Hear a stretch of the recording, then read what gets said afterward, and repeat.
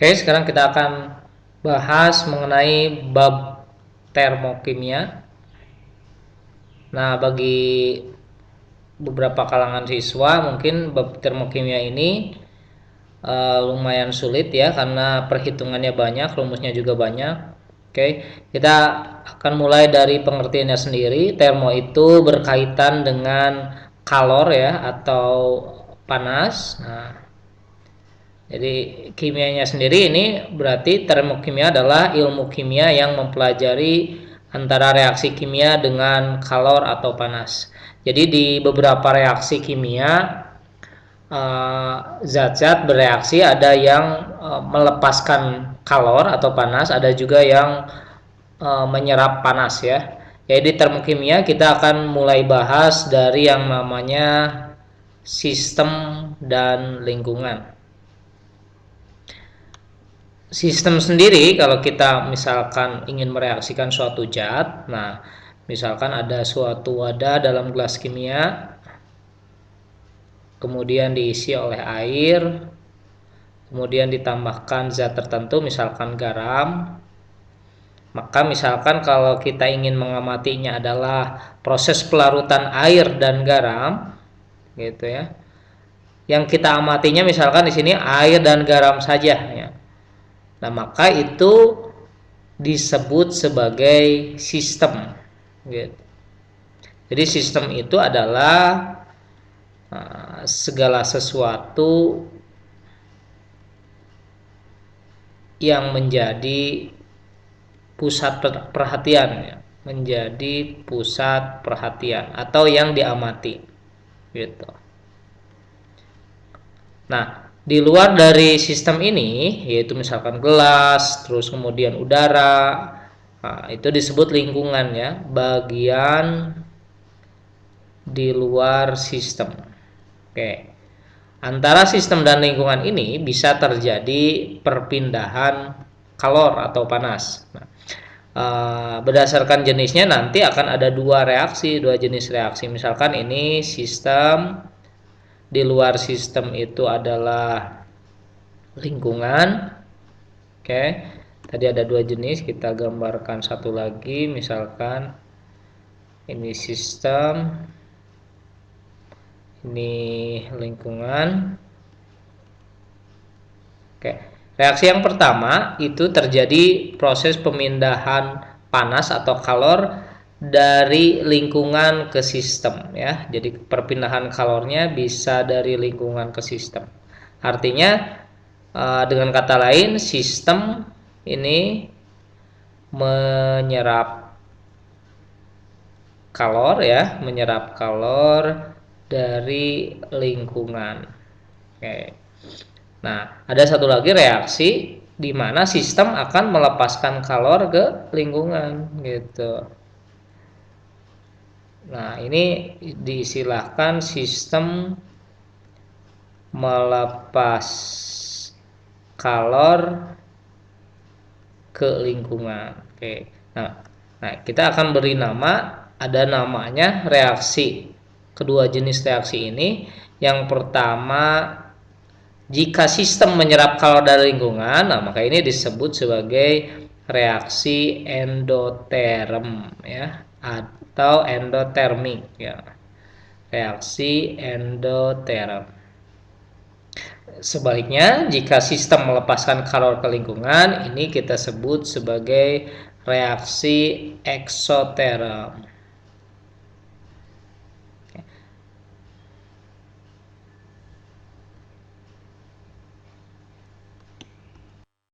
Nah, sekarang bedanya reaksi eksoterm endoterm secara lebih jelas. Tadi sudah dijelaskan bahwa reaksi endoterm yaitu sistem menyerap ya, endoterm itu sistem menyerap kalor dari lingkungan, dan eksoterm adalah sistem melepaskan kalor ke lingkungan. Oke, sekarang kita akan lihat ada yang disebut dengan entalpi ya dalam termokimia ini. Ada yang disebut dengan entalpi. Apa sih entalpi itu? Nah, entalpi ini adalah kalor yang diukur pada tekanan yang tetap ya. Tekanan yang tetap. Entalpi dilambangkan dengan huruf H ya, simbolnya. Nah, entalpi sendiri itu nilainya tidak dapat diukur. Nah, yang dapat diukur yaitu perubahan entalpinya. Perubahan entalpi atau dilambangkan dengan delta H ya. Nah, delta H ini akan kita bisa peroleh dari selisih antara H akhir ya dikurangi entalpi H awal. Oke. Nah, di sistem tadi kita bahas untuk reaksi endoterm, sistem menyerap kalor ya. Kalau kita bandingkan awal dan akhir sistem gitu. Kalau menyerap sistem menyerap kalor, maka di akhirnya kalor yang dimiliki oleh sistem itu akan lebih besar karena menyerap artinya menambah kalor ya, sedangkan di awalnya dia lebih kecil gitu. Maka untuk reaksi endoterm delta H nya kalau kita masukkan H akhir dikurangi H awal, di mana H akhir lebih besar dibandingkan yang awal lebih kecil, artinya besar dikurangi kecil akan selalu bernilai positif ya. Nah, sedangkan reaksi eksoterm karena sistemnya melepas, maka di akhirnya akan lebih kecil gitu dibandingkan yang awal karena dia akan kehilangan karena melepaskan tadi. Nah, awalnya dia lebih besar, akhirnya lebih kecil. Akibatnya nilai delta H-nya jika kita selisihkan H akhir kurangi H awal, di mana H akhirnya lebih kecil, H awalnya lebih besar, kecil kurangi besar, itu akan selalu bernilai negatif ya. Oke. Nah, dilihat dari grafiknya, diagram energinya. Oke. Untuk sistem sendiri, dia akhirnya lebih besar ya. Jadi bertambahnya waktu, ini waktu ya, kemudian ini ada entalpi, maka di akhirnya nilai entalpinya lebih besar atau grafik tingkat energinya seperti ini. Jadi yang akhir, ini yang akhir, posisinya akan lebih di atas yang awal gitu. Sedangkan untuk eksoterm yang awal dia lebih besar dibandingkan yang akhir ya. Ini akhir, ini awal. Nah, contoh sendiri dari reaksi endoterm dan eksoterm. Ini biasanya ditanyakan ya di soal-soal UN tahun kemarin. Nah, sering ditanyakan mana reaksi yang termasuk reaksi endoterm. Nah, reaksi endoterm ini biasanya adalah reaksi berupa reaksi fotosintesis yang pertama ya. Jadi di fotosintesis ini sistem atau pohon-pohonan biasanya memerlukan energi dari sinar matahari untuk membentuk glukosa ya. Nah, contoh reaksi fotosintesis yaitu CO2 ditambah H2O menjadi glukosa yaitu C6H12O6 tambah oksigen ya. Ini kita setarakan 6, 12, 18, ini 6. Oke, itu contoh reaksi endoterm. Yang kedua ada yang disebut dengan dekomposisi rangkap. Nah, reaksi dekomposisi rangkap ini adalah reaksi penguraian dari suatu senyawa menjadi senyawa yang lebih kecil lagi gitu. Contohnya misalkan dalam penguraian glukosa ya, C6H12O6 menjadi 2 molekul etanol, C2H5OH dan 2CO2. Nah, contoh lain dalam reaksi endoterm yaitu ketika es ya, es padat dia akan meleleh gitu ya, karena dia menyerap panas dari lingkungan sekitarnya. Es yaitu H2O yang wujudnya padat berubah menjadi air yang wujudnya cair. Itu beberapa contoh reaksi endoterm. Nah, sekarang contoh dari reaksi eksoterm. Nah, yang pertama itu ada reaksi pembakaran ya, yang biasanya sering kita dapati dalam kehidupan sehari-hari. Reaksi pembakaran ini adalah reaksi antara suatu zat dengan oksigen ya. Nah, jika senyawanya senyawa hidrokarbon seperti CH4 ini, maka hasilnya menghasilkan CO2 dan H2O. Oke. 2 ya.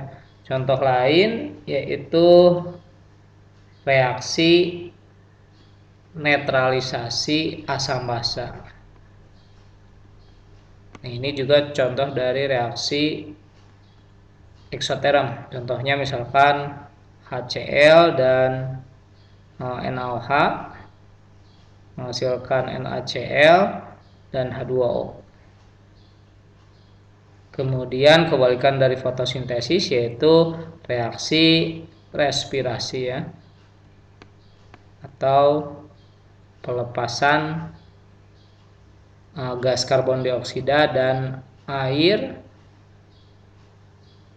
oleh tubuh kita ya, C6H12O6 tambah 6O2 menjadi 6CO2 dan 6H2O. Oke, selanjutnya kita akan membahas mengenai perubahan entalpi standar ya. Nah, jadi perubahan entalpi ini akan berubah-ubah sesuai dengan keadaannya ya. Nah, di sini para ahli telah menetapkan nilai perubahan entalpi pada keadaan standar, yaitu perubahan entalpi atau delta H yang diukur. Nah, kenapa disebut standar? Karena diukur pada keadaan standar gitu. Pada keadaan standar yaitu pada tekanannya atau P-nya sama dengan 1 atmosfer dan suhunya yaitu 298 Kelvin. Nah, perubahan entalpi standar ini ada beberapa jenis, diantaranya yang pertama yaitu ada yang disebut dengan perubahan entalpi pembentukan. Perubahan entalpi pembentukan atau simbolnya yaitu delta H, pembentukan dalam bahasa Inggris formation, maka dilambangkan dengan delta HF menggunakan tanda 0 ini, yaitu menandakan pada keadaan standar. Nah, pengertiannya sendiri, entalpi pembentukan adalah perubahan entalpi, besarnya entalpi pada pembentukan 1 mol gitu ya, 1 mol senyawa dari unsur-unsurnya yang stabil ya pada keadaan standar gitu. Jadi di sini ada keterangan pembentukan 1 mol senyawa. Nah, di persamaan termokimia nanti jumlah mol di termokimia ini itu akan sama dengan nilai koefisien gitu. Jadi nanti dalam contoh reaksi pembentukan, zat yang dibentuknya itu koefisiennya akan bernilai sama dengan mol. Jika yang dibentuknya 1 mol, maka yang dibentuknya memiliki koefisiennya juga sama dengan 1 ya. Nah, ini ada keterangan dibentuk dari unsur-unsurnya yang stabil, sehingga kita perlu tahu mana-mana saja atau dibentuk dari unsur-unsur mana saja yang stabil ya. Nah, kita akan bahas mengenai unsur yang stabil. Ada 3 jenis unsur-unsur stabil pembentuk senyawa, yaitu ada unsur-unsur yang stabil dalam bentuk monoatomik, artinya dia stabilnya jumlah atomnya 1, ada monoatomik. Kemudian ada diatomik, kemudian ada poliatomik ya. Yang termasuk monoatomik yaitu golongan 1A ya, Li, Na, K, Rb, Cs. Kemudian golongan 2A, Be, Mg, Ca, Srba, dan logam-logam transisi atau logam-logam golongan B. Kemudian ada karbon belerang, ini ada 2 jenis unsur yang stabilnya, bisa monoatomik ataupun poliatomik nanti. Aluminium, nah ini yang termasuk ke dalam monoatomik.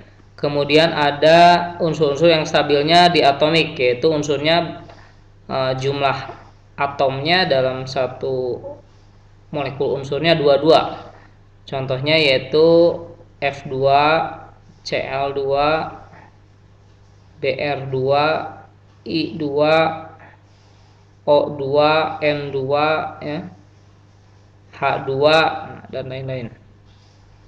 Nah, ada juga unsur yang stabilnya dalam bentuk poliatomik atau jumlah atomnya lebih dari 2, yaitu ada P4 dan S8. Oke, kita akan beri contoh perubahan entalpi pembentukan. Misalkan kita akan cari delta HF0 dari H3PO4. Karena ini adalah pembentukan H3PO4, maka senyawa yang dibentuk ini akan bertindak sebagai produk ya. Produk itu yaitu sebelah kanan panah. Jadi H3PO4 kita tempatkan sebelah kanan. Nah, kita akan lihat unsur-unsur penyusunnya. Di sini ada unsur H, unsur P, dan unsur O. Nah, H itu stabilnya dalam bentuk diatomik, maka kita tuliskan H2. P stabilnya dalam bentuk P4. Nah, jadi kita tuliskan aja P4. Dan O stabilnya dalam bentuk diatomik. Kita tuliskan O2. Tinggal kita setarakan. Nah, di sini pembentukannya harus 1 mol atau koefisien zat yang dibentuknya di sini harus 1, tidak boleh tidak 1. Jadi kita menyesuaikan koefisiennya yaitu dari unsur-unsur yang stabil. Sini hidrogen yang ada di sebelah kanan yaitu jumlahnya 3. Di sini 2, maka kita kalikan supaya menjadi 3 yaitu 3/2. P di sini jumlahnya 1, sedangkan di sini 4. Yang harus kita rubah yang ini, maka koefisien ini kita kalikan menjadi 1/4 agar hasilnya sama 1 ya. 4 kali 1/4 1. Di sini oksigennya ada 4, di sini 2, maka supaya sama kita kalikan 2. Ini contoh delta HF dari H3PO4. Yang kedua, perubahan entalpi standar, contohnya yaitu perubahan entalpi penguraian. Penguraian dalam bahasa Inggrisnya decomposition, sehingga ini lambangnya delta HD 0 ya, karena dia standar. Oke, ini merupakan kebalikan dari perubahan entalpi pembentukan. Jadi kalau pembentukan tadi membentuk 1 mol senyawa, nah kalau sekarang adalah perubahan entalpi penguraian 1 mol gitu ya. Sama ini juga 1 mol senyawa menjadi unsur-unsurnya yang stabil. Nah, jika tadi senyawanya bertindak sebagai produk ketika pembentukan, maka jika reaksinya penguraian, maka senyawanya menjadi bertindak sebagai pereaksi ya, atau reaktan, yaitu sebelah kiri. Saya beri contoh, misalkan penguraian atau delta HD dari glukosa C6H12O6. Maka senyawa ini dia bertindak sebagai reaktan atau pereaksi, yaitu sebelah kiri. C6H12O6 diuraikan. Nah, ini kita lihat lagi unsur-unsur penyusunnya ada C, H, dan O gitu. Jadi kita tuliskan C tadi di tabel unsur-unsur stabil dia termasuk yang monoatomik, C saja. Kalau H dia dalam bentuk diatomik, yaitu H2, dan oksigen stabilnya dalam bentuk O2. Nah, ingat yang diuraikannya harus 1 mol, artinya koefisiennya sama dengan 1. Di sininya harus 1. Tidak boleh dirubah. Nah, kemudian kita tinggal setarakan jumlah C di sebelah kiri yaitu 6, di sini 1, maka kalikan 6. Hidrogen di sini 12, sini 2 dikalikan 6. Oksigen di sini ada 6. Di sini sudah ada 2, berarti tinggal dikalikan 3. Nah, ini contoh dari penguraian, entalpi penguraian ya, atau delta HD. Kemudian jenis yang ketiga yaitu ada perubahan entalpi pembakaran. Pembakaran dalam bahasa Inggrisnya sendiri combustion, sehingga memiliki simbol lambang delta Hc ya, delta Hc0. Ini sedikit berbeda karena reaksi pembakaran itu kita kenal sebagai reaksi yang reaksi suatu zat dengan oksigen. Jadi perubahan entalpi pembakaran yaitu perubahan entalpi 1 mol zat, tetap 1 mol zat yang bereaksi dengan oksigen ya, O2 gitu. Oke, jika zat yang dibakarnya adalah senyawa hidrokarbon, artinya ada karbon dan hidrogennya, kemudian direaksikan dengan oksigen, ini akan pasti menghasilkan, jika pembakarannya sempurna, akan menghasilkan gas karbon dioksida dan H2O. Dan ingat, yang dibakarnya di sini koefisiennya harus 1. Tinggal kalian menyetarakannya saja. Atau misalkan senyawa lain SO2 direaksikan dengan oksigen, ini akan menghasilkan gas SO3. Dan yang dibakarnya di sini koefisiennya tetap harus 1. Tinggal yang lainnya kita setarakan ya. Ini setengah saja. Selanjutnya kita akan bahas mengenai persamaan termokimia.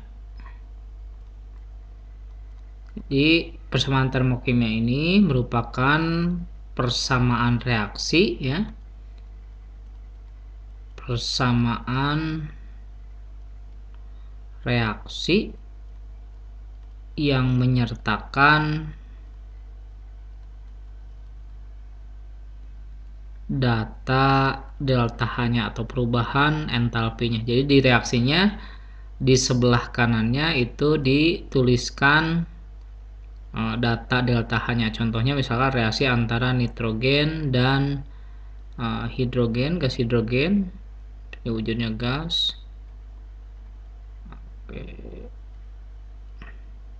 Menghasilkan gas amonia. Ini di dalam persamaan termokimia disertakan data delta H-nya. Ini delta H-nya yaitu minus 92 kJ. dengan jumlah molekul 2NH3 ya. Tinggal kita setarakan. Ini 3, 2 ya. Jadi dalam persamaan termokimia ini juga jumlah mol itu tidak lagi sebanding dengan koefisien, tetapi nilai mol itu bisa langsung dilihat dari koefisiennya, koefisien masing-masing zat. Contohnya misalkan ini koefisiennya 1, berarti jumlah molnya ini adalah 1 mol. Ini koefisiennya 3, berarti dia jumlah molnya 3 mol. Ini koefisiennya 2, berarti jumlah molnya 2 mol ya. Jadi reaksi ini bisa kita baca 1 mol gas nitrogen gitu bereaksi dengan 3 mol, karena koefisiennya 3, gas hidrogen menghasilkan, ini dari sini, menghasilkan 2 mol gas amonia. Nah, ini kemudian delta H-nya kita lihat dari tandanya. Karena ini bertanda negatif, artinya berarti reaksi ini dia melepaskan kalor ya, melepaskan kalor. Jika positif artinya dia menyerap kalor ya. Menghasilkan 2 mol gas amonia dengan melepaskan kalor sebesar, tanda negatif tidak lagi ditulis ya, karena minus itu artinya melepaskan kalor, sebesar 92 kilojoule. Nah, di dalam persamaan termokimia ada beberapa hal yang perlu kita pahami. Di antaranya yang pertama, jika reaksi kita balik gitu, jika reaksi dibalik, maka tanda positif atau negatifnya itu delta H-nya dibalik. Misalkan untuk reaksi ini kita balik menjadi 2NH3, tadinya NH3 diproduksi, sekarang direaksi, kita balik menjadi N2 dan 3H2. Maka delta H-nya yang tadinya negatif menjadi positif, 92 kilojoule. Oke. Yang kedua, jika reaksinya dikali sebuah angka misalkan X gitu, maka delta H-nya pun ikut dikali X juga. Misalkan kita reaksi ini kita kalikan 2, sehingga yang tadinya 1 menjadi 2, 2N2 ditambah 6H2 menjadi 4NH3, maka delta H-nya pun ikut dikali 2, yaitu minus 92 dikali 2, 184 minus kilojoule. Yang ketiga, jika reaksi dibagi X, maka delta H pun ikut dibagi angka tersebut ya. Sama halnya dengan tadi dikali ya contohnya.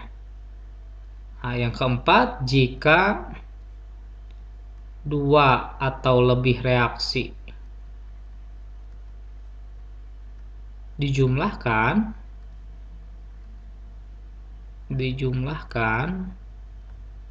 maka delta H-nya pun ikut dijumlahkan. Misalkan ada 2 reaksi atau 3 reaksi yang memiliki delta H-nya masing-masing.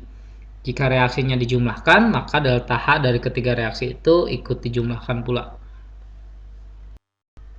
Di dalam perhitungan persamaan termokimia melibatkan juga hubungan antara beberapa komponen dengan rumusan mol. Maka kita harus mengingatkan kembali rumusan mol ya, yaitu satuan jumlah dalam kimia. Nah, yang perlu kita ingatkan beberapa rumus mol, diantaranya ada gram per AR atau MR. Ini jika diketahuinya massa zat, atau jika diketahui jumlah partikel, bisa jumlah partikel per bilangan Avogadro yang nilainya 6,02 kali 10 pangkat 23. Kemudian ada rumusan mol dengan volume. Nah, volume ini jika dia kondisinya STP ya, atau standar suhu dan tekanan, dimana STP itu suhunya 0 derajat Celcius dan tekanannya 1 atmosfer.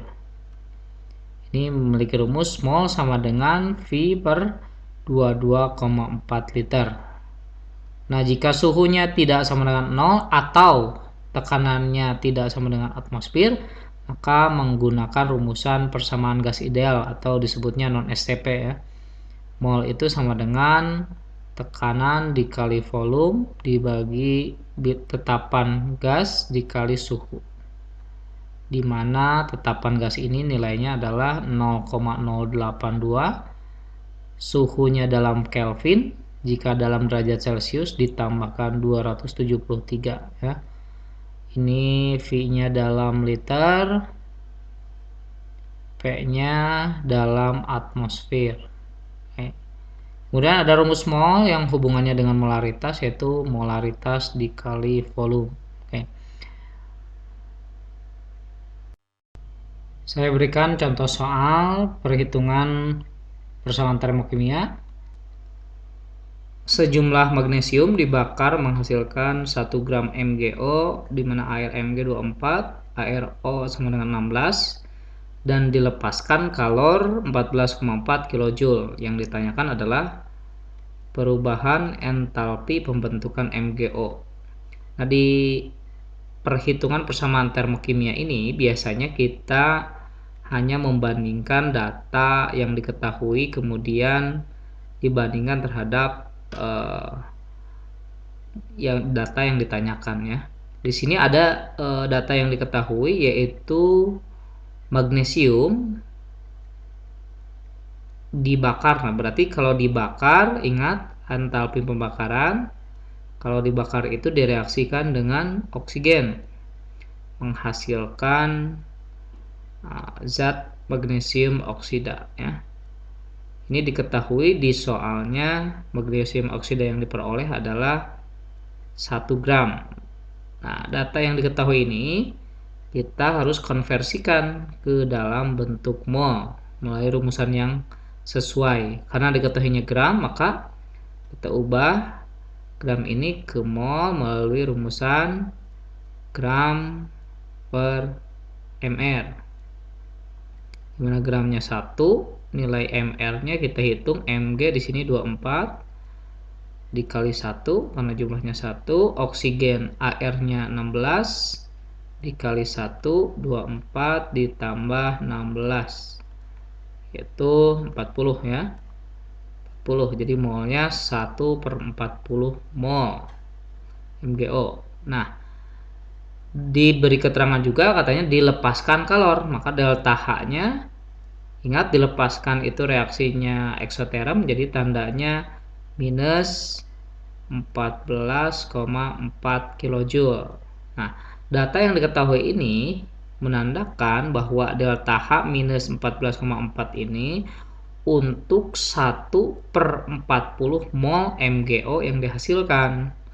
Nah, yang ditanyakan adalah perubahan entalpi delta H pembentukan MgO. Nah, ingat di materi sebelumnya bahwa perubahan entalpi pembentukan itu adalah untuk 1 mol MgO.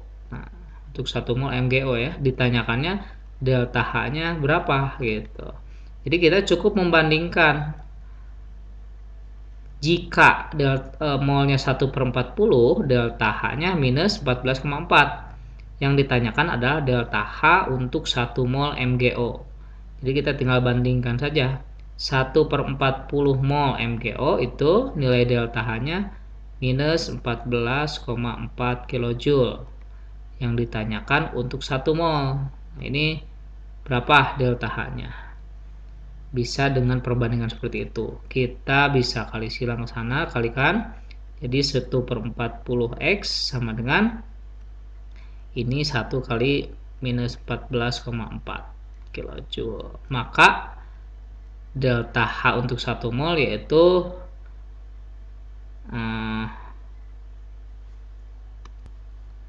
minus 14,4 dibagi 1/40 atau minus 14,4 dikali 40 sama dengan minus 576 kilojoule ya. Jadi intinya di perhitungan persamaan termokimia kita akan membandingkan saja delta H dari reaksi yang diketahui, kemudian kita akan membandingkannya dengan data yang ditanyakan. Biasanya menanyakan delta H untuk sekian mol gitu. Jadi kita cukup lakukan perbandingan saja. Oke, selanjutnya kita akan membahas bagian yang penting dari termokimia, yaitu menghitung delta H ya. Nah, menghitung delta H ini bisa dilakukan dengan 4 cara. Nah, oke, kita bahas dari mulai cara 1 ya. Cara 1 ini yaitu cara percobaan. Nah, jadi kalau kita ingin mengetahui delta H atau perubahan entalpi suatu reaksi, kita bisa melakukan percobaan dalam sebuah wadah yang disebut sebagai kalorimeter, yaitu alat pengukur kalor ya. Nah, di kalorimeter ini kamu nanti memasukkan zatnya ke dalam wadah ini yang di dalamnya atau ada zat pengukur suhu yaitu termometer.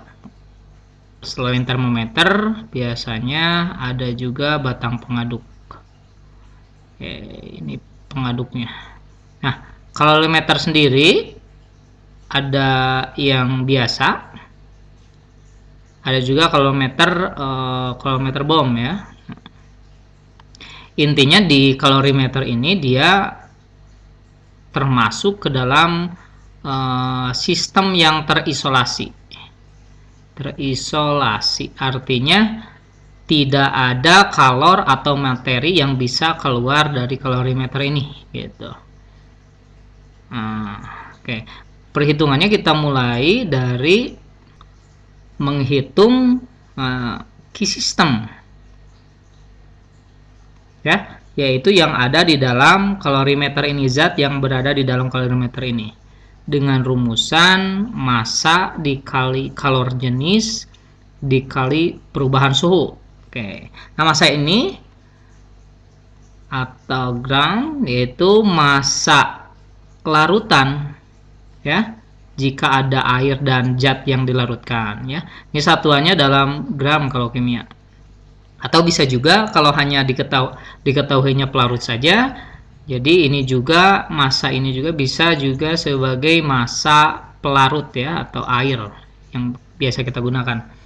Nah, C kecilnya sendiri, C kecil yaitu kalor jenis. Oke. Delta T-nya yaitu perubahan suhu. Nah, perubahan suhu dari mana? Perubahan suhu yang kita peroleh dari mereaksikan zat di dalam kalorimeter ini yang diukur oleh termometer. Nah, delta T sendiri adalah selisih dari suhu akhir ketika sudah direaksikan dikurangi suhu awal ya. Nah, kalor reaksi ini kemudian sebagian ada yang terserap oleh sistem dan ada juga yang diterima oleh kalorimeter sendiri. Jadi kalorimeter dapat menyerap kalor yang dihasilkan. Nah, kalorimeter sendiri memiliki rumusan C besar kali delta T ya. Nah, terlalu kegedean nih C besarnya. C besar itu biar beda dengan C yang ini. Kalau C ini yaitu kapasitas kalor ya. Kapasitas kalor. Nah, delta T-nya sendiri sama dengan delta T yang tadi di kalor system, yaitu perubahan suhu. Oke, jadi delta T ini dan delta T ini sama. Ya. Kemudian total dari kalor reaksi yang kita peroleh yaitu kalor reaksi ya merupakan minus penjumlahan dari kalor sistem ditambah kalor kalorimeter. Nah, di beberapa soal ada yang mengabaikan kalor kalorimeter, artinya panas yang diserap oleh kalorimeter itu dianggap tidak ada, sehingga nanti kalau kalor kalorimeternya diabaikan maka Q reaksinya itu sama dengan min Q sistem. Nah, minus itu artinya dia reaksinya melepaskan ya eksoterm gitu. Nah, kalau nanti di pertanyaan ditanyakannya hanya dalam bentuk kilojoule saja satuannya, maka kamu mengerjakan soalnya cukup sampai sini gitu. Tapi kalau dimintanya dalam satuannya kilojoule per mol gitu ya, nah, maka ini artinya dalam 1 mol gitu. Maka kita harus cari delta H-nya, Q reaksi dibagi dengan mol. Nah, mol ini adalah mol zat yang bereaksinya. Mol zat yang bereaksi. Oke. Kamu masih ingat kan? Mol itu sama dengan gram per mr ya. Nah, tadi ingat kalau dimintanya kilojoule per mol, maka dibagi mol. Jika hanya kilojoule, maka delta H-nya itu sama dengan Q reaksi ya. Oke, kita akan lihat contoh soalnya. Nah, contoh soal untuk menghitung delta H dengan cara percobaan. Di sini ada 10 gram NaOH dimasukkan ke dalam kalorimeter yang berisi 150 gram air ya. Kalor jenis, nah ini tadi kalian mungkin masih ingat, kalor jenis itu yaitu C kecil ya, kalor jenis 4,2 Joule per gram derajat Celcius. Nah, selisih suhu sebelum dan sesudah reaksi. Nah, selisih kan, kalau tadi selisih itu berarti artinya delta ya, delta T. Delta T-nya sudah diketahui 5 derajat Celcius. Nah, jadi bayangkan ada NaOH yang dimasukkan ke dalam kalorimeter yang berisi air 150 gram. Jadi kalau kita gambarkan ada kalorimeter, di sini sudah ada, jadi 150 gram air dimasukkan NaOH 10 gram. Jadi massa di dalam kalorimeter ini tinggal kamu jumlahin. Jadi totalnya 160 gram ya. Oke, kita akan cari dulu Q sistemnya. Dengan rumus tadi, massa kali kalor jenis kali perubahan suhu. Massanya di sini 160 gram. Nah, kalor jenisnya 4,2 ya. Nah, 4,2 Joule per gram derajat Celcius. Sedangkan perubahan suhunya 5 derajat Celcius gitu. Jadi ini hasil perkaliannya 3360. Nah, ini gram coret, derajat Celcius coret, jadi satuannya Joule. Oke. Nah, sedangkan yang ditanyakannya ini ada dua pertanyaan ya. Yang pertama adalah kalor pelarutan NaOH. Nah, bila jumlah kalor dari kalorimeter diabaikan, berarti nah, kalau ada diabaikan ini, Q kalorimeternya itu tidak ada gitu. Jadi tidak ada kalor yang terserap oleh kalorimeter. Sehingga Q reaksinya untuk yang A Q reaksi sama dengan min Q sistem ya, yaitu minus 3360 Joule. Nah, oke. Atau kalau kita mau rubah ke kilojoule, tinggal ini dibagi 1000 ya, atau minus 3,36 kilojoule. Nah, itu untuk yang A.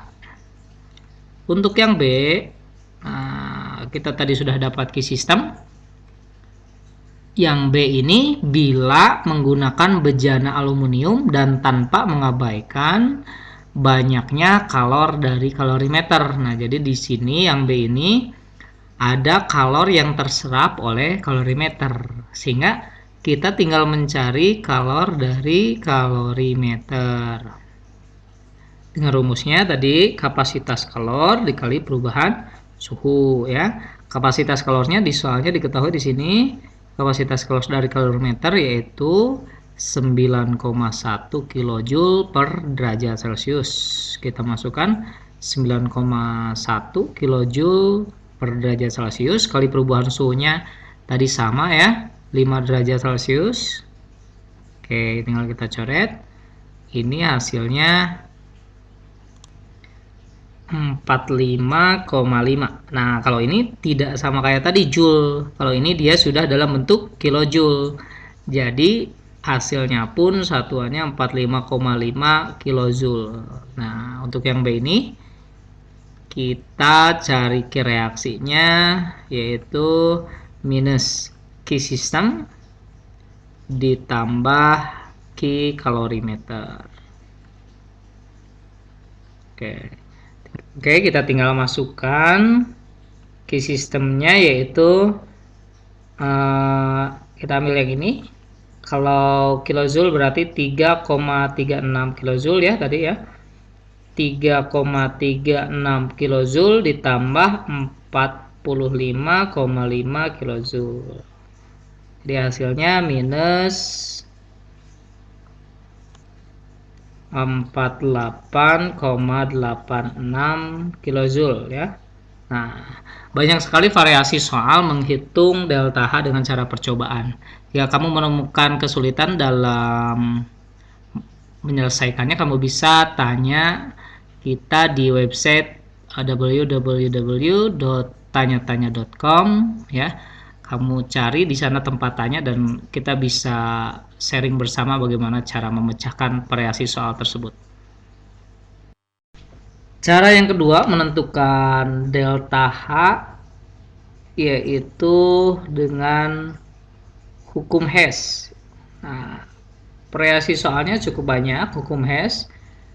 Nah, ini yang menemukannya Henry Hess ya. Kata Henry Hess bahwa perubahan entalpi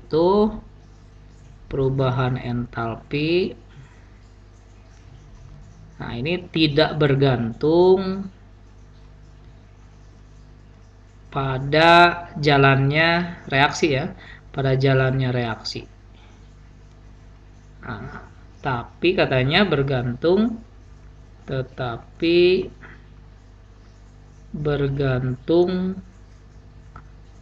pada kondisi awal dan akhir reaksi. Nah, pasti kamu kurang ngerti apa sih maksudnya. Nah, jadi gini, kalau misalkan ada Romeo dan Juliet gitu pacaran, yang satu Romeo ada di Bandung misalkan, Julietnya ada di Jakarta gitu. Nah, pada suatu ketika Romeo apelan nih dari Bandung ke Jakarta. Kalau minggu ini dia langsung aja. Jadi dari Bandung ke Jakarta dia berangkat. Kemudian minggu selanjutnya Romeo ini dia beli dodol dulu ke Garut dulu ya. Nah, dia gak langsung ke Jakarta, tapi ke Garut dulu, beli oleh-oleh buat si Juliet, kemudian sudah dari Garut barulah dia berangkat ke Jakarta. Oke, nah ini analogi dari hukum Hess. mau langsung ke Jakarta atau ke Garut dulu, Cinta Romeo ke Juliet itu tidak akan berubah ya. Jadi ini kita sebut sebagai jalan satu, yaitu jalan yang langsung gitu.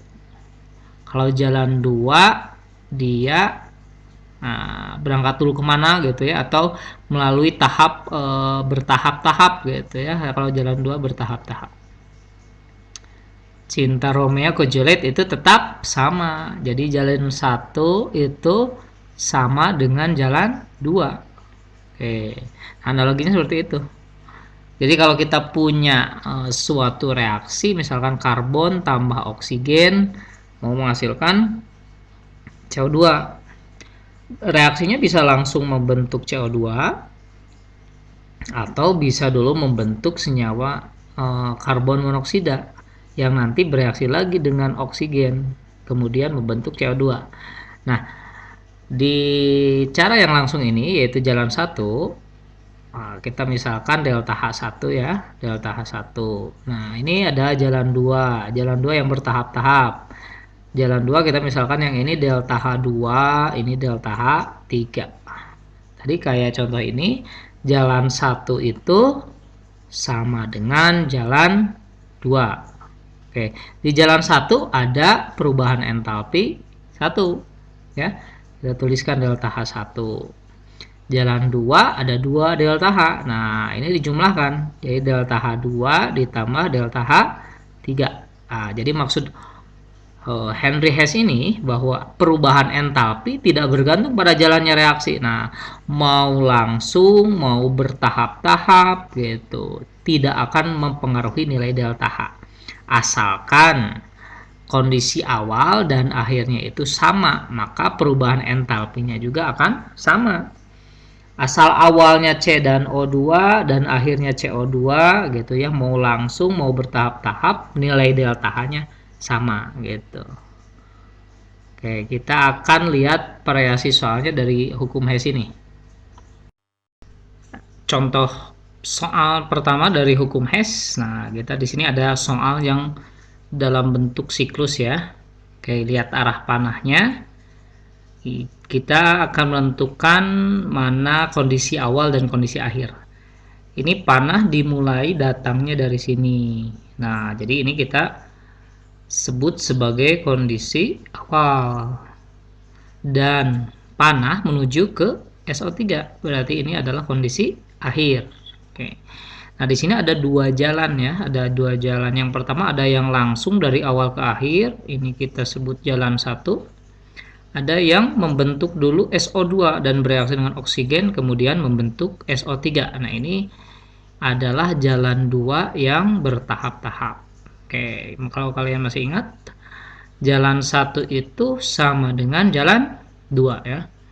Jalan 2. Jalan 1 di sini delta H-nya yaitu kita sebut saja misalkan delta H1, ini delta H2, ini delta H3.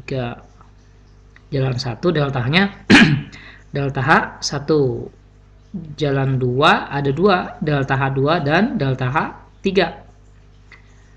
Dan panahnya searah ya dari awal ke akhir. Kalau nanti nemu soal misalkan panah ininya tidak menuju SO3 atau terbalik, nah kita harus balikan dengan merubah tanda dari delta H-nya. Kalau misalkan arah ke sini negatif, kalau kita balikan menjadi tandanya positif ya. Oke, balik lagi ke sini. Jalan 2 ada 2 delta H-nya yaitu delta H2 ditambah delta H3. Nah, yang ditanyakan kan harga X nih. Harga X itu yaitu harga delta H2. Kita tinggal masukin aja. Delta H1 yaitu minus 790 kJ. Delta H2-nya X ditanyakan. Delta H3-nya yaitu minus 197 kJ. Jadi X sama dengan ini kita pindahkan ke sini. Jadi minus 790 ditambah 197 kJ ya. Kilojoule. Jadi X-nya sama dengan minus 593 kilojoule. Nah, ini contoh menentukan delta H dengan cara hukum Hess bentuk siklus. Contoh kedua dari hukum Hess, nah ini dalam bentuk kurva atau diagram ya. Masih tetap sama, kita akan lihat mana kondisi awal, mana kondisi akhir. Ini munculnya panah, dia awalnya dari sini, dari atas. Akhirnya menuju ke bawah kan. Berarti sini ada dua jalan ya, ada jalan yang langsung. Nah, ini jalan langsung dari awal ke akhir, ada juga jalan yang bertahap-tahap. Di sini ada 3 tahap-tahapan. Nah, ingat tadi jalan 1 sama dengan jalan 2. Jalan 1 hanya punya delta H1. Jalan 2 ada 3. Nah, ini panahnya menuju arah yang sama, jadi kita tinggal menjumlahkan delta H2 ditambah delta H3 ditambah delta H4. Oke, nah yang ditanyakan di sini harga delta H2. Ini ya. Tinggal kita pindah-pindahkan delta H3 ke sana, delta H4 ke sana ya. Jadi delta H2 sama dengan delta H1. Ini delta H3-nya positif, kita pindah ke sana jadi negatif. Delta H3 ini juga jadi negatif, delta H4. Ya, contoh yang ketiga dari hukum Hess. Nah, kalau ini dia diketahuinya dalam bentuk reaksi ya. Kalau tadi contoh 1, contoh 2 diketahuinya dalam bentuk siklus dan kurva. Nah, kalau ini ada reaksi-reaksi nih. Diketahui reaksinya ada 2. Nah, ini kita sebut reaksi yang diketahui. Ada juga reaksi yang ditanyakan ya. Tekniknya reaksi yang diketahui ini kita jadikan sebagai jalan kedua, yaitu jalan yang bertahap-tahap, dan yang ditanyakan itu adalah jalan 1 atau jalan yang langsung. Gitu. Kalau masih ingat, jalan 2 itu kan sama dengan jalan 1, tapi kalau ini dijumlahkan, dua reaksi ini tidak otomatis sama dengan reaksi yang ditanyakan. Ada beberapa perubahan yang harus kita modifikasi agar ketika penjumlahan reaksi diketahui ini sama dengan reaksi yang ditanyakan. Nah, yang pertama kita cari patokan dulu ya. Cari patokan. Kita tulis dulu reaksi yang ditanyakannya, SO2 tambah setengah O2 menjadi SO3. Apa sih patokan itu? Patokan itu adalah zat yang munculnya hanya satu kali.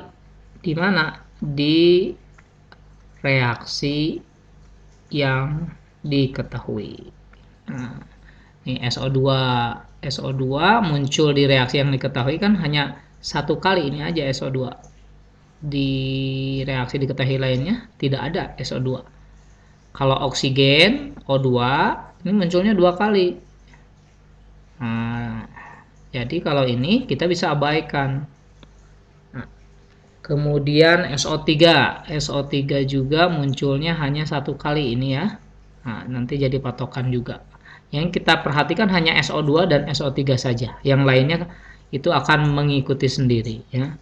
Nah, yang kedua itu adalah samakan posisi ya, posisi dan koefisien reaksi yang diketahui dengan posisi dan koefisien reaksi yang ditanyakan. Di reaksi yang ditanyakan yang diperhatikannya hanya patokannya saja, tidak semuanya harus disamakan. Oke.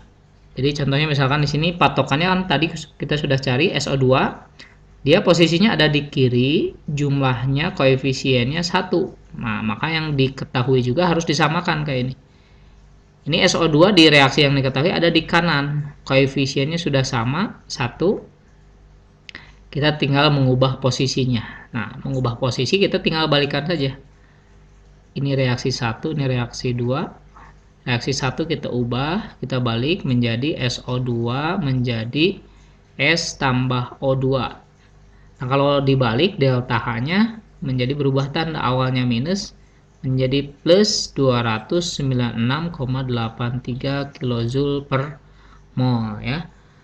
Oke, kalau O2 kita lewat karena dia bukan patokan. SO3 di sini posisinya ada sebelah kanan, jumlahnya 1. Di reaksi yang diketahui juga posisinya di kanan sudah sesuai, jumlahnya juga 1. Nah, maka reaksi yang kedua tidak ada perubahan. Jadi tulis lagi S tambah 1,5 O2 menjadi SO3.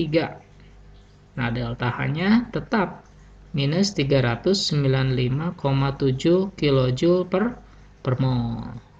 Kalau sudah kita modifikasi, tinggal dijumlahkan. Nah, jika ada zat-zat yang sama kiri kanan, kita bisa coret. Ini di sini ada belerang, jumlah koefisiennya 1, di sini juga sama, bisa dicoret. Di sini ada oksigen, namun jumlahnya berbeda ya. Di sini 1,5, di sini ada 1. Kita bisa coret yang lebih kecil, dan di sini tersisanya 1,5 kurangi 1, yaitu setengah oksigen tersisanya. Kemudian kita jumlahkan, yang sebelah kiri kita tulis sebelah kiri, yang kanan sebelah kanan. Jadi reaksi penjumlahannya SO2 tambah setengah O2 menghasilkan SO3. Nah, kalau hasil penjumlahan reaksi yang diketahui tadi sesuai dengan yang ditanyakan, ini kan yang ditanyakan sama ya. Nah, itu berarti kamu mengerjakannya sudah betul.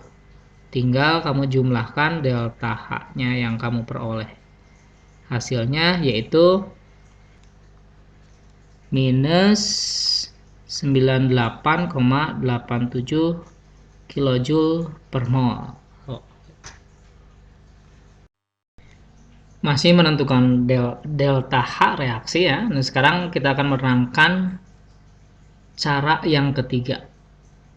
Masih ingat cara ke-1 kedua kan?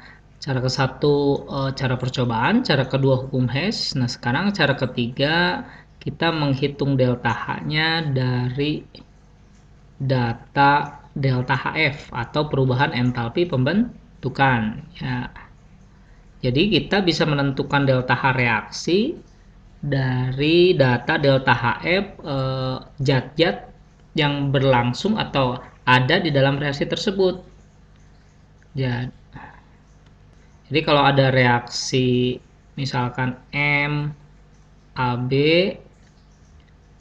ditambah NCD menghasilkan PAD dan QCB, delta H-nya misalkan ditanyakan berapa. Nah, ini M itu dia koefisien ya. M koefisien, N juga koefisien, P koefisien, Q koefisien juga. Yang merah ini dia koefisien. Sedangkan AB itu zat bereaksi, CD juga bereaksi, AD produk, CB juga produk. Nah, menghitung delta H reaksi bisa langsung menggunakan rumusan jumlah dari delta HF produk ya, dikalikan koefisiennya masing-masing, nanti dikurangi jumlah delta HF reaksi dikali juga dengan koefisiennya masing-masing. Nah, kalau reaksinya ini berarti kita produk kan sebelah kanan ya. Ini produk, ini reaksi. Produknya betul ada 2. Jadi di sini kita di soalnya nanti diketahui delta HF dari AD dikali koefisiennya yaitu P ya, ditambah dijumlahkan sama-sama produk delta HF CB dikali koefisiennya yaitu Q dikurangi. Nah, sekarang koreaksi AB dan CD. Delta HF AB dikali koefisiennya M ditambah delta HF CD dikali koefisiennya N. Oke, kita akan lihat contoh soalnya. Contoh soalnya, pembakaran gas propana yaitu C3H8 mengikuti persamaan reaksi ini ya. C3H8 tambah 5O2 menjadi 3CO2 dan 4H2O. Nah, ini reaksinya sudah setara. Kalau belum setara, setarakan dulu. Nah, ciri cara ketiga ini di soalnya diketahuinya delta HF masing-masing zatnya. Ada delta HF C3H8, delta HF CO2, delta HF H2O. Yang ditanyakan adalah entalpi pembakaran, ya, entalpi reaksi ini yang ditanyakannya. Gitu. Jadi kita susun dulu rumusnya menggunakan yang tadi, delta H reaksi sama dengan, kalau masih ingat, delta HF produk dikurangi delta HF reaksi ya. Produknya ada 2, CO2 dan 2O. Jadi kita tuliskan delta HF CO2 dikali koefisiennya 3 ditambah delta HF H2O dikali koefisiennya 4 dikurangi yang reaksi nih, yaitu delta HF C3H8 dikali koefisiennya 1 di sini ya, ditambah delta HF O2 dikali 5. Nah, data delta HF ini sudah ada, tinggal kita masukkan. Delta HF CO2 ini yaitu plus B dikali 3 ditambah delta HF H2O mana ya ini plus C dikali 4 dikurangi delta HF C38 min A kali 1 min A aja ya langsung. Nah, kalau yang ini delta HF O2 ini kita sebut sebagai unsur yang stabilnya ya. Kalau masih ingat yang monoatomik, diatomik, poliatomik, ini unsur bebas. Nah, setiap unsur bebas ini dia memiliki delta HF-nya sama dengan 0. Gitu. Jadi nggak usah heran nanti nggak dimasukin nilainya. Jadi ini sama dengan 0 dikali 5. Jadi 0 ya. Nah, jadi delta H reaksinya 3 kali B 3B 4 kali C ditambah 4C. Nah, ini min ketemu min jadi plus A. Nah, jadi delta H reaksi untuk pembakaran propana yaitu 3B tambah 4C tambah A kilokalori satuannya. Oke. Cara terakhir menentukan delta H reaksi yaitu cara keempat dengan menggunakan data energi ikatan. Nah, apa sih energi ikatan itu? Energi ikatan yaitu energi yang diperlukan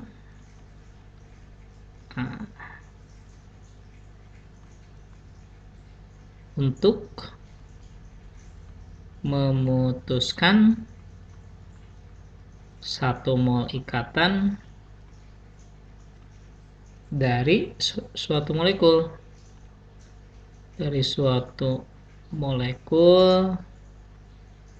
dalam wujud gas. Nah, jadi sebenarnya reaksi itu kan hanya berupa pemutusan ikatan oleh reaksi dan pembentukan ikatan oleh produk. Dimana untuk memutuskan suatu ikatan itu kan diperlukan energi, sedangkan untuk membentuk ikatan dihasilkan energi. Nah, dari data energi ikatan ini kita akan bisa menentukan nilai delta H suatu reaksi. Nah, ini sebenarnya balik lagi ke hukum Hess. Jadi tadi kan ada jalan 1, ada jalan 2. Jalan 1 itu sama juga dengan energi ikatan pada reaksi yang putus. Sedangkan jalan 2 yaitu energi ikatan yang terbentuk oleh produk. Jadi rumusan menentukan delta H reaksi untuk data energi ikatan, kita tinggal mengurangkan jumlah energi ikatan yang putus dikurangi jumlah energi ikatan yang terbentuk. Oke. Yang putus kan biasanya terjadi pada reaksi ya. Jadi ini bisa juga jumlah energi ikatan reaksi dikurangi jumlah energi ikatan milik produk. Atau bisa juga langsung reaksi kan sebelah kiri. Nah, bisa juga jumlah energi ikatan kiri dikurangi jumlah energi ikatan yang sebelah kanan. Nah, supaya bisa mengerjakan delta reaksi ini, kamu harus bisa menentukan rumus struktur suatu senyawa ya. Nah, kita akan lihat di contoh soalnya. Contoh soal cara keempat. Nah, kalau di soalnya ini biasanya diketahuinya ada energi ikat seperti ini ya. CC, C rangkap C, CC, CH, dan HH. Nah, ditanyakan adalah delta H untuk reaksi C2H4 bereaksi dengan H2 menghasilkan C26. Jadi supaya bisa mengerjakan ini, tadi sudah saya ingatkan untuk tahu membuat rumus struktur. Kita akan buat rumus struktur dari C2H4. Nah, supaya tahu kita harus mengingat lagi bab senyawa hidrokarbon ya. C2H4 itu masuk ke dalam direct homolog CnH2n ya. N-nya 2 berarti ini 2 kalinya CnH2n itu termasuk ke dalam alkena. Itu senyawa hidrokarbon yang memiliki satu ikatan rangkap 2. Sedangkan C2H6 ini masuknya ke CnH2n plus 2 ya. Ini 2 kali 2 4 ditambah 2 jadi 6. Ini adalah alkana. Kalau alkana semua ikatannya tunggal antar C-nya. Jadi rumus strukturnya C-nya 2, H-nya ada 4. Nah, ditambah H2 menjadi, nah ini tunggal, H-nya ada 6. Ingat 1 C itu bisa mengikat 4 atom lainnya. Jadi kalau ini sudah 1 berarti sisanya 3 buat H. Nah, biar cepatnya kita bisa coret ikatannya. CH1 coret dengan yang kanan, yang kiri juga dengan yang kanan. Lumayan ngurang-ngurang ini ya, waktu buat ngotret. Nah, ini tidak ada lagi yang sama. Jadi kita bisa langsung menentukan delta H reaksinya, yaitu jumlah energi ikat yang kiri, yang ini yang kiri, dikurangi jumlah energi ikat yang sebelah kanan. Ini yang kanan, ini yang kiri. Yang tersisa dari zatian yang sebelah kiri ini yaitu C rangkap C tambah HH. Yang kanan, sorry, ini kita kurangi dulu, dikurangi EI yang kanan, yang tersisa yaitu ini CH. CH-nya ada 2. Nah, CH-nya jadi tinggal dikali 2 ditambah ini CC, ikatan CC ya. CC.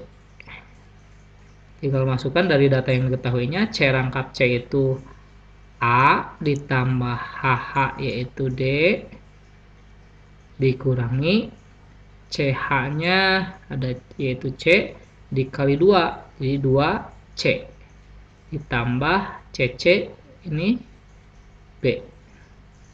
Di hasil akhirnya delta H reaksinya yaitu A, biar enak nyusun ya, ini B nya min sama plus ketemu jadi min B, ini min 2C ditambah D.